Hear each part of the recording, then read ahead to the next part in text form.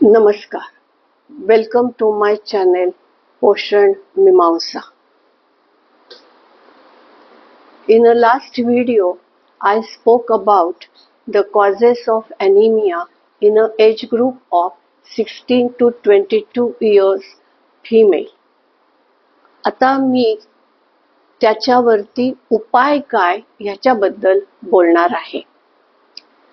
On an average या वयोगटातल्या Indian females म्हणजे मुलींचं किंवा बायकांचं वजन साधारणपणे 40 ते 50 किलोच्या दरम्यान असतं आणि हाईट 5 फूट ते 5 फूट 2 इंच अशी असते. क्वचित त्यांची हाईट 5'4" किंवा 5'6" असते, पण अशा मुली खूप कमी असतात. तेव्हा या उंची आणि वजन असलेल्या या वयाच्या वयोगटातल्या मुलींसाठी मी आता आहाराचं इंटरव्हेन्शन याबद्दल बोलणार आहे. As I said in the last video, I will restrict myself only to nutritional intervention of anemia under the scheme of Government of India. सर्वसाधारणपणे त्यांना प्रोटीन्सची 40 ग्रॅम अशी पर डे आवश्यकता असते. त्या 40 ग्रॅम मधले जर 20 ग्रॅम अंदाजे त्यांना क्लास 1 प्रोटीन्स मिळावेत आणि मग उरलेले क्लास 2 प्रोटीन्स मधून मिळाले तरी चालतील, अशी एक सर्वसाधारण अभ्यासाअंती काढलेला निष्कर्ष आहे. आता जर या वयोगटातल्या मुलींना क्लास 1 या प्रकारचे प्रोटीन्स 18 ते 20 या प्रमाणात हवे असतील तर त्यांनी रोज 500 ml दूध पिणं आवश्यक आहे. आता त्यांनी ते दूध प्यावं किंवा दह्याच्या रूपात ते खावं किंवा पनीर करून खावं, काहीच हरकत नाही. किंवा थोडं दूध प्यावं, थोडं दही खावं आणि जेव्हा जमेल तेव्हा पनीर खावं. पण चहामध्ये घातलेलं किंवा कॉफीमध्ये घातलेलं दूध ह्याच्यात मोजू नये. निव्वळ 500 ml दूध हे महत्वाचं आहे. त्याच्यातनं त्यांना योग्य प्रमाणात क्लास 1 प्रोटीन्स मिळतील. आता उरलेले प्रोटीन्स मिळण्यासाठी त्यांनी प्लांट बेस्ड प्रोटीन्स खाल्ले तरी चालतील. आपल्या रोजच्या आहारामध्ये आपण डाळी किंवा कडधान्य आणि तृणधान्य यांचा समावेश करतो. जर आपण डाळी खाणार असू तर त्या डाळींमध्ये आपण जी वरणाची वाटी घेतो त्या वाटीनी शिजवलेल्या वरणाचा घट्ट गोळा घ्यायचा आणि तो गोळा तिने त्या वेळेला खायचा आणि मग त्याच्यात काय तिखट मीठ काय चवीला घालायचं ते घालायचं, पण तेवढा थिक गोळा पोटात गेला पाहिजे, म्हणजे तिला 4 ते 6 ग्रॅम प्रोटीन्स मिळतील. जर तिला तेवढं घट्ट खाता येत नसेल आणि मग तिने त्यात थोडंसं पाणी घातलं तर पाणी घालून जेवढा अमाऊंट तयार होईल तो सगळा तिने खाल्ला पाहिजे आणि हा एका जेवणात तिने खाल्ला पाहिजे. जर ती कडधान्य खाणार असेल तर त्याच वाटीने मोड आलेली कडधान्य मोजून घ्यायची, ती किंचित शिजवायची किंवा वाफवून घ्यायची आणि ती तिने खायची. त्यात तिला जो काय मसाला घालायचा असेल तो ती घालू शकते. पण तेवढं खाईल तेव्हाच तिला 4 ते 6 ग्रॅम प्रोटीन्स मिळतील. ह्या दोन्ही प्रोटीन्स मध्ये हे क्लास 2 असल्यामुळे काही इसेन्शियल अमायनो ऍसिड्सची कमतरता असते आणि म्हणून दूध प्यायला पाहिजे की ती कमतरता जेणेकरून भरून निघेल. अजून एक प्रकारचं प्रोटीन आपल्याकडे अवेलेबल आहे, सहजी अवेलेबल आहे, पण आपण ते फक्त उपासाच्या दिवशी खातो, त्यामुळे त्याचं रोजच्या आहारात सेवन करणं गरजेचं आहे. हा पदार्थ म्हणजे राजगिरा. राजगिऱ्यामध्ये आयर्न भरपूर आहे, इसेन्शियल अमायनो ऍसिड्स भरपूर आहेत. म्हणजे प्रोटीन जरी ते प्लांट बेस्ड असलं तरी त्याची गुणवत्ता क्लास 1 प्रोटीन्सच्या जवळ जाते. शिवाय त्याच्यानी स्किन तुकतुकीत होते आणि सर्वात महत्वाचा फायदा म्हणजे ॲब्डॉमिन मध्ये जमा होणारी फॅट ते कमी करतं आणि जर तिथं फॅट नसेल तर नवीन फॅट जमा होऊ देत नाही. त्यामुळे सौंदर्य आणि झिरो फिगर ह्याच्यासाठी राजगिरा अत्यंत उपयुक्त आहे. राजगिरा नुसता राजगिऱ्याच्या लाह्या म्हणून खाता येईल, त्याचे लाडू वड्या करून खाता येईल किंवा त्याचं पीठ आणून त्याच्या भाकरी करून पण खाता येतील. साधारणपणे 2 लाडू जर तिने दिवसभरात खाल्ले, 1 लाडू सकाळी आणि 1 लाडू संध्याकाळी, तर तिला 4 ते 5 ग्रॅम प्रोटीन्स एका लाडवातनं मिळतील आणि भरपूर आयर्न मिळेल. आणि ॲनिमिया म्हणजे काय?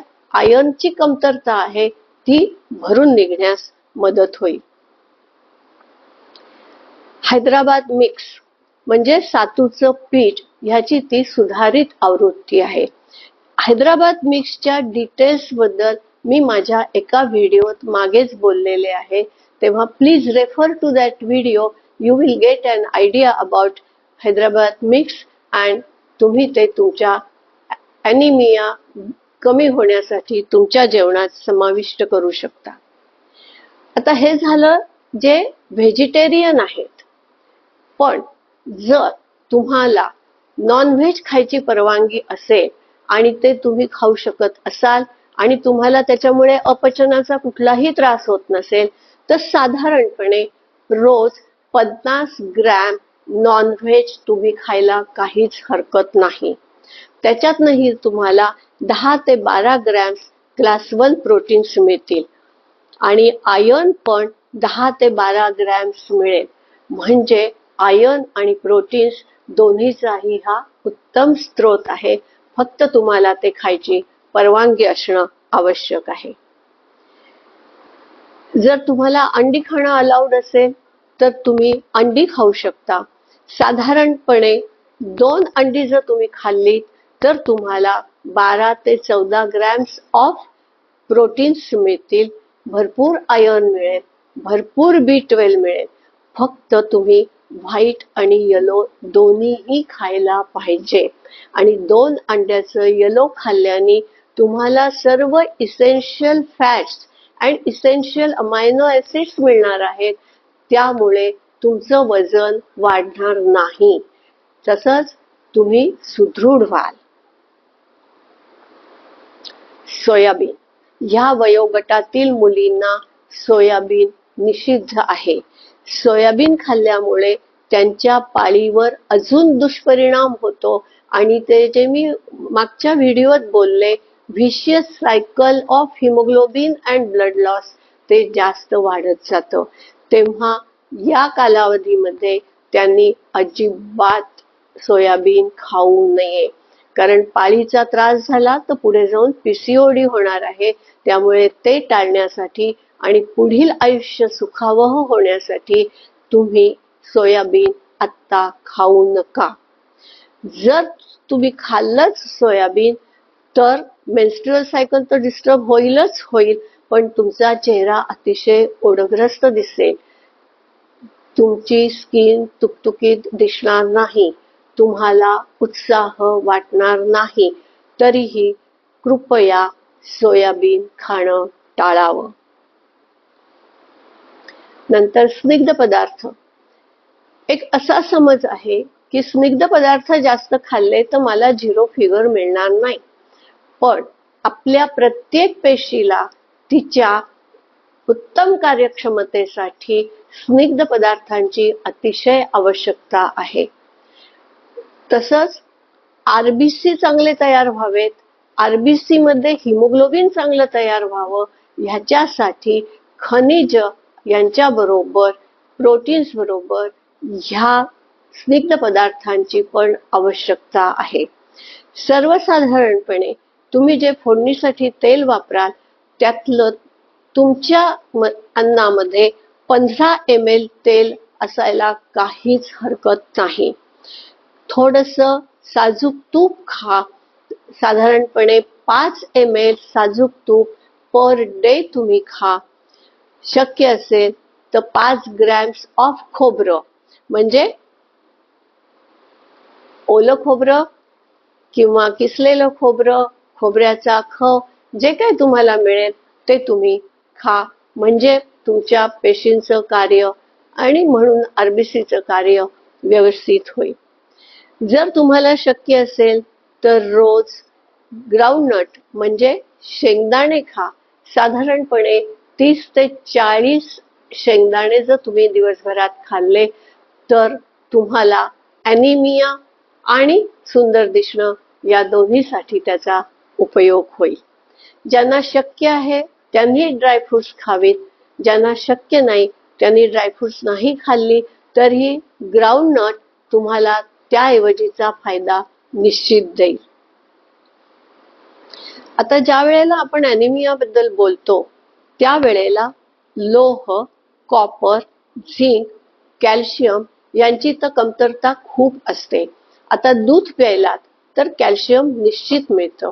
राजगिरा खाल्लात तर कॅल्शियम निश्चित मिळतं. आता राहिला प्रश्न आयर्न, कॉपर आणि झिंक याचा.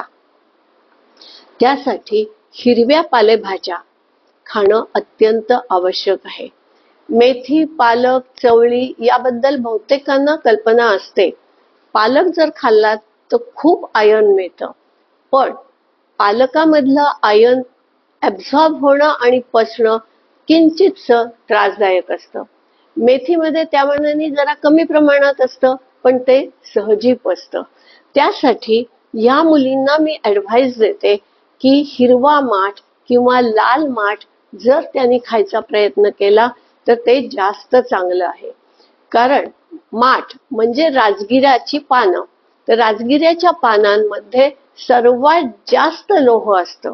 शिवाय हे लोह अतिशय सुलभतेने आपल्या इंटेस्टाईन मधून आपल्या रक्तात जातं आणि रक्तातून ते हिमोग्लोबिन तयार करण्यासाठी अत्यंत कमी एनर्जी वेस्ट करून वापरलं जातं. तेव्हा लाल माठ किंवा हिरवा माठ जे काही तुमच्या गावात मिळत असेल त्याची भाजी करून जर तुम्ही खाल्लीत तर जास्त चांगलं. ह्यात भरपूर असल्यामुळे ही पालेभाजी अर्धी जुडी खाण्याची आवश्यकता नाही. तर ह्यातली पाव जुडी जर तुम्ही रोज खाल्लीत तर तुम्हाला आवश्यक तेवढं आयर्न मिळेल. बाकीच्या ज्या हिरव्या पालेभाज्या आहेत त्यामध्ये तुम्हाला अमाऊंट ऑफ आयर्न कमी असल्यामुळे कमीत कमी अर्धी जुडी पालेभाजी खावी लागते की जेणेकरून तुम्हाला आवश्यक असलेलं आयर्न त्यावेळेला मिळेल आणि तुमचा ॲनिमिया कमी होईल. आता राजगिरा असो, पालक असो, मेथी असो किंवा दुसरी कुठलीही पालेभाजी तुम्ही खात असाल तर ती कशी शिजवायची ह्याच्याबद्दल मी एक व्हिडिओ गेल्या वर्षी म्हणजे राष्ट्रीय पोषण सप्ताह 2024 मध्ये ऑलरेडी केलेला आहे.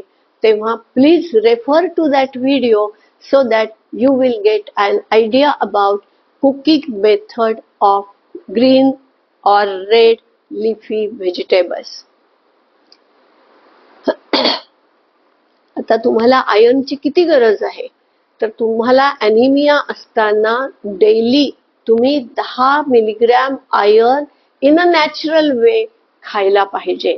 तुम्हाला तर आयर्नच्या गोळ्या, फोलिक ॲसिडच्या गोळ्या ह्या ऑलरेडी डॉक्टरांनी प्रिस्क्राईब केलेल्या असतील किंवा गव्हर्नमेंटनी दिलेल्या असतील.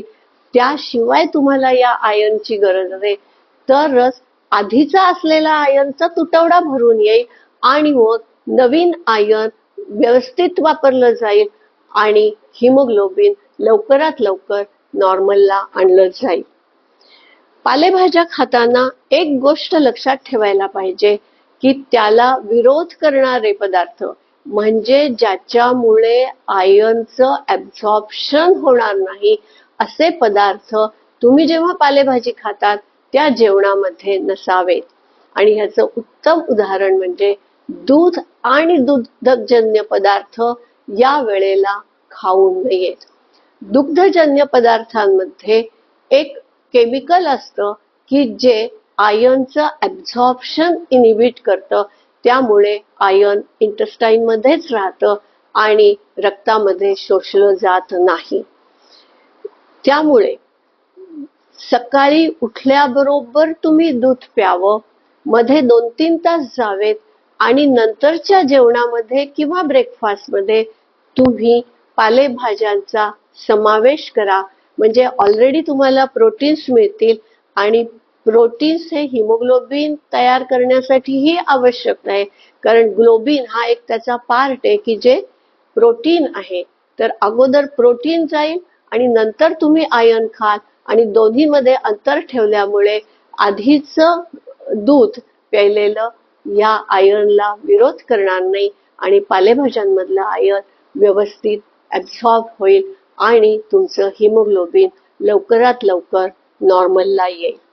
ज्या वेळेला आपण हिरव्या पालेभाज्या खातो त्याच वेळेला त्याच्या बरोबरच कॉपर, झिंक वगैरे सर्व मिनरल्स आपल्या पोटात जातात, कारण हे कॉपर, झिंक ह्या मिनरल्सची हिमोग्लोबिन नीट तयार करण्यासाठी अत्यंत आवश्यकता असते.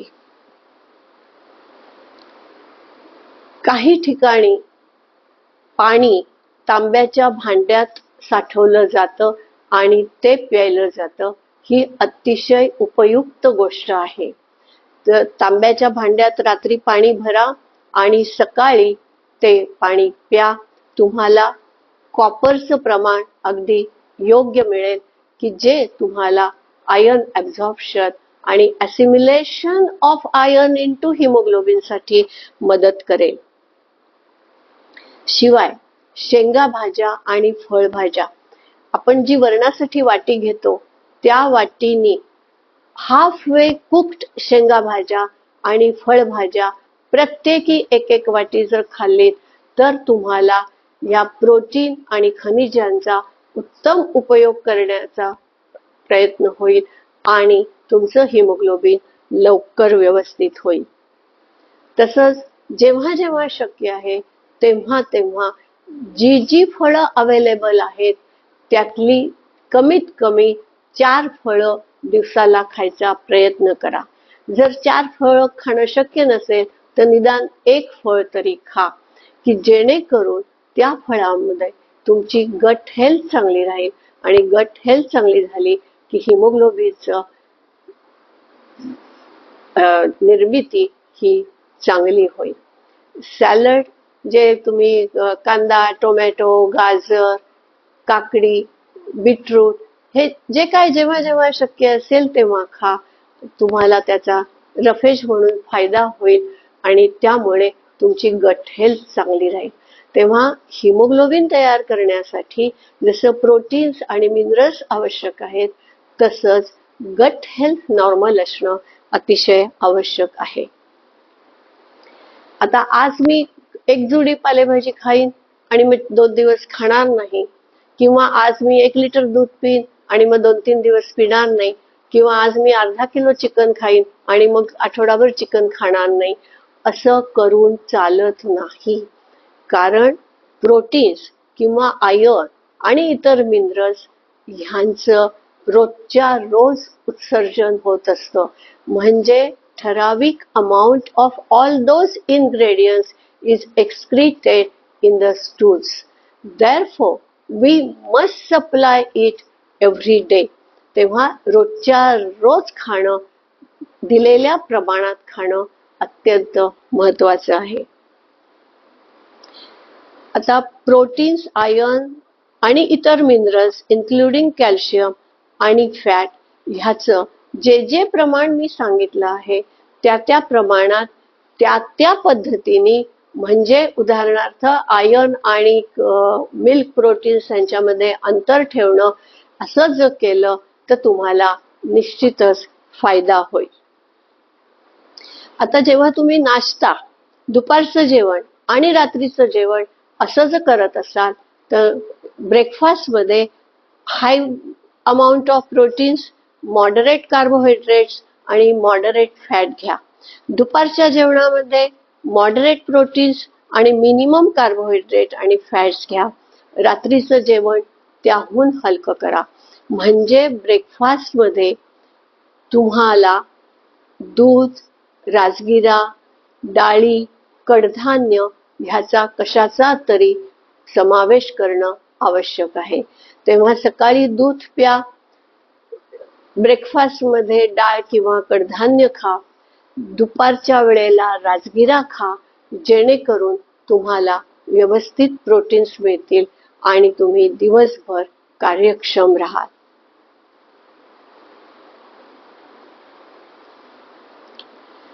आता तुम्ही तरुण आहात, अजूनही तुमची पूर्ण वाढ व्हायची आहे. तुम्ही 16-17 वर्षाचे आहात, अजून पूर्ण वाढ थोडीशी व्हायची आहे.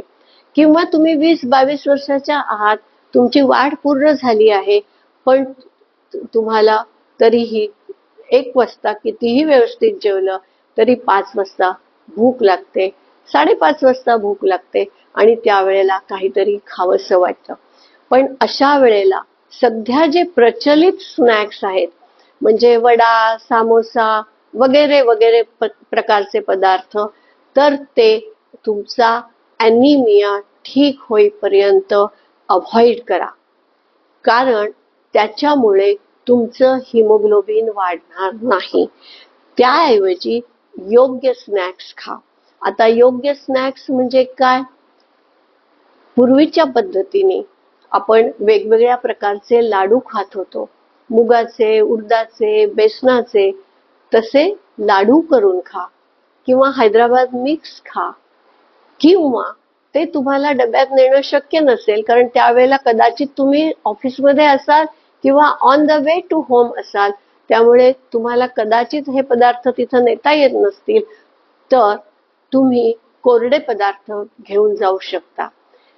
वेगवेगळ्या तृणधान्यांच्या लाह्या उपलब्ध आहेत.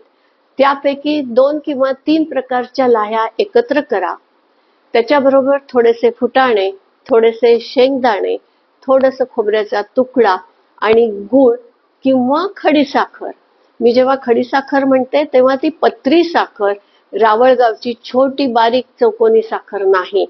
कारण आपल्याला ह्याच्याबरोबर क्रूड साखर खायची आहे किंवा गूळ खायचा आहे, आणि जर साखर किंवा गूळ नेल्याने तिचं चिकट होत असेल तर तुम्ही बेदाणे नेऊ शकता, खजूर नेऊ शकता आणि त्याच्याबरोबर ते खाऊ शकता. It's a best snack in the world.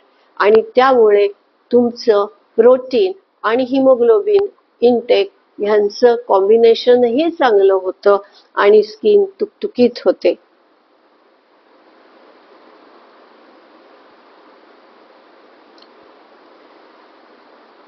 आता हे सर्व करत असताना तुम्हाला अजून एक गोष्ट लक्षात ठेवायची आहे, ते म्हणजे कषाय पेय पान. म्हणजे तुम्ही चहा, कॉफी, ओव्हलटीन, कोको किंवा कुठलं चॉकलेट ड्रिंक पित असाल तर शक्यतो या कालावधीमध्ये ते टाळा.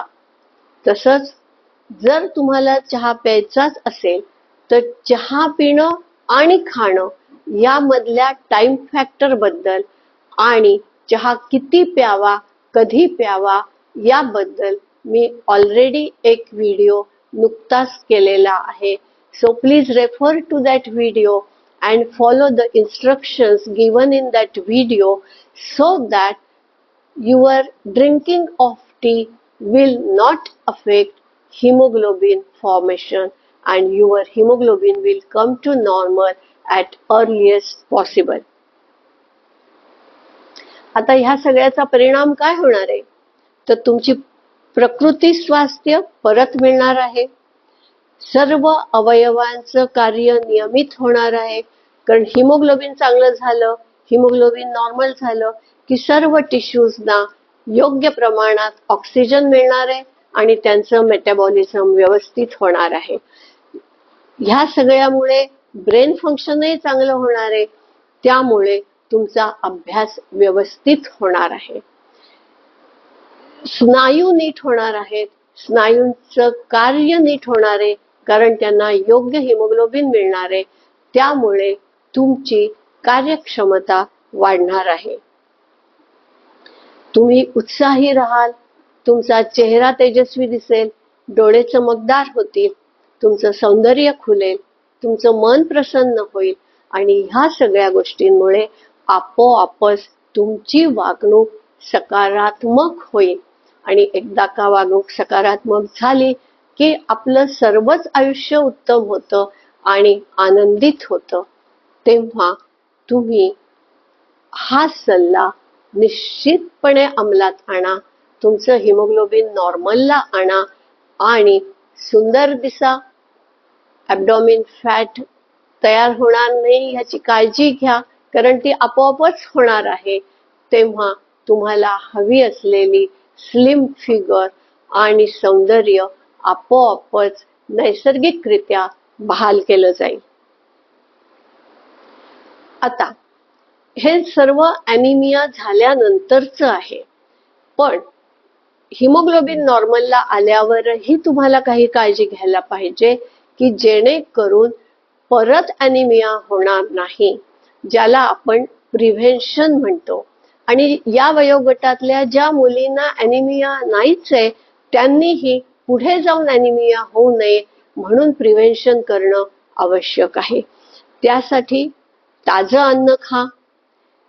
प्रत्येक पदार्थ ज्या प्रमाणात शिजवायला पाहिजे त्याच प्रमाणात शिजवा. अतिप्रमाणात शिजवू नका किंवा कच्चंही खाऊ नका. आणि प्रोटीन्स, मिनरल्स, फॅट्स, कार्बोहायड्रेट्स ह्या सर्वांचं बॅलन्स्ड प्रमाण राहील अशा पद्धतीने आहाराचं नियोजन करा. अर्थातच स्वच्छतेचे नियम पाळूनच हे सगळं कराल अशी माझी अपेक्षा आहे. थँक्यू. आपल्या प्रकृतीची काळजी घ्या. आपलं हिमोग्लोबिन नॉर्मलला आणा.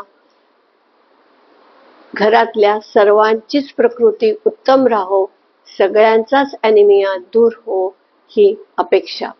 आवडलं असल्यास लाईक करा, शेअर करा. तुम्हाला काही सजेस्ट करायचं असेल तर सजेस्ट करा.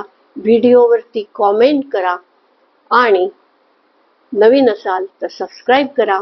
बेल आयकॉनवर क्लिक करायला विसरू नका. थँक्यू.